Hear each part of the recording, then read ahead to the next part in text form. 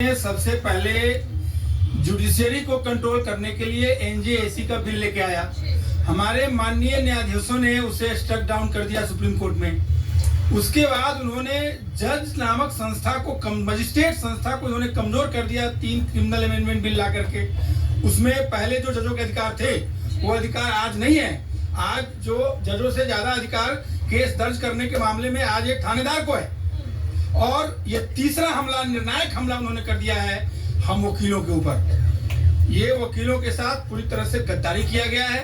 वकीलों का वोट ले लिया गया अभी चुनाव में। माननीय मंत्री जी ने बड़े सब्जवाग दिखाए हम लोगों को अपने कार्यालय में बुला करके, और उन्होंने बड़े अच्छे वादे किए थे।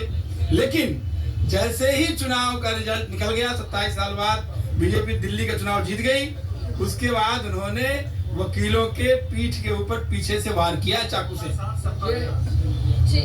अगर आप उनके मंत्री जी का वो वादा याद दिला दें जो उन्होंने चुनाव से पहले, पार्लियामेंट के चुनाव से पहले और ये वर्तमान चुनाव से पहले, हम तमाम वकीलों के बीच बड़े वकील के सामने माननीय कानून मंत्री जी ने हम लोगों से क्या वादा किया था कि आप लोग जाइए और जीत का अंतर बढ़ाइए। गलियों में जाइए, चौराहे पर जाइए, पान दुकान पर जाइए, चाय दुकान पर जाइए। आप वकील हैं, आप 4-5 व्यक्ति को भी अगर मोबिलाइज कर देंगे तो हमारा जीत का अंतर बढ़ जाएगा। और बाकी जो आपके ग्रीवांसेज है वो हम पर छोड़िए। लेकिन इन्होंने जैसे रिजल्ट आया उन्होंने वकीलों के पीठ में खंजर भोंक दिया है। ये बिल जो प्रपोज्ड है, अगर ये लागू हो गया तो ये देश के किसी भी वकील के हित के लिए नहीं होगा और ये इसके दूरगामी परिणाम होंगे सरकार के लिए। ये वकीलों की तैयारी क्या है, करेंगे क्या आप लोग? देखिए, हम लोग संवैधानिक तौर से उनसे रिक्वेस्ट करते हैं कि ये जो आप प्रपोज बिल लाए हैं इनको बिना शर्त तुरंत वापस करें, नहीं तो इसके काफी खतरनाक परिणाम सरकार के लिए होगा। जो लोग सरकार को चेतावनी दे रहे हैं, जो लोग मोदी जी के कट्टर समर्थक थे इस देश में वकीलों के भेष में, उसमें से कोई भी व्यक्ति जो उनको वोट भी दिया होगा, जो उनके लिए वोकल सपोर्ट किया होगा, वो आज के डेट में उनका समर्थन नहीं कर सकता इस बिल के माध्यम से। मैं बता रहा हूं, ठीक है, थोड़ा सा शॉर्ट। ये जो सरकार है ना, कुछ बड़ा करने जा रही है। बड़ा इसलिए कह रहा हूँ क्योंकि इन्होंने अब तक जो किया उसका विरोध वकीलों ने किया।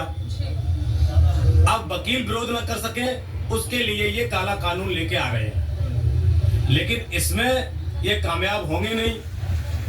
देश की जनता को गुमराह करना इनका काम, किसानों को गुमराह करना सरकार का काम। अब वकीलों को चले हैं कि हम इनके पैरों में हाथों में बेड़ियां बांध देंगे, ये कभी पॉसिबल ही नहीं है। ये सरकार हनन और शोषण करना जानती है, न्याय तो देना ही नहीं जानती है। इनके डिक्शनरी में न्याय नाम की कोई चीज ही नहीं है, शब्द नहीं है। और ये जितने भूखे प्यासे पूरे देश का वकील आक्रोशित हो रहा है, उग्र हो रहा है, पूरे देश में आंदोलन होंगे और बहुत बड़े तरीके से आंदोलन होगा। अभी एक हमारी मैम जो है वो एडमिट है, एक हमारा भाई राशिद, उसकी तबीयत खराब हो रही है, लेकिन सरकार ने कानों पर हाथ रख लिए हैं, आंखों में पट्टी बांध ली है। जो हो रहा है होने दो। किसान मर जाते हैं, शोक संवेदनाएं तक व्यक्त नहीं की जाती हैं। अब आपने सवाल किया था कब तक चलेगी, ये वकील है और वकील अपने आप में पावर होता है। सरकार वो नहीं चला रहे हैं, सरकार हम चला रहे हैं, वकील चला रही है, देश का जनमानस सरकार चला रहा है।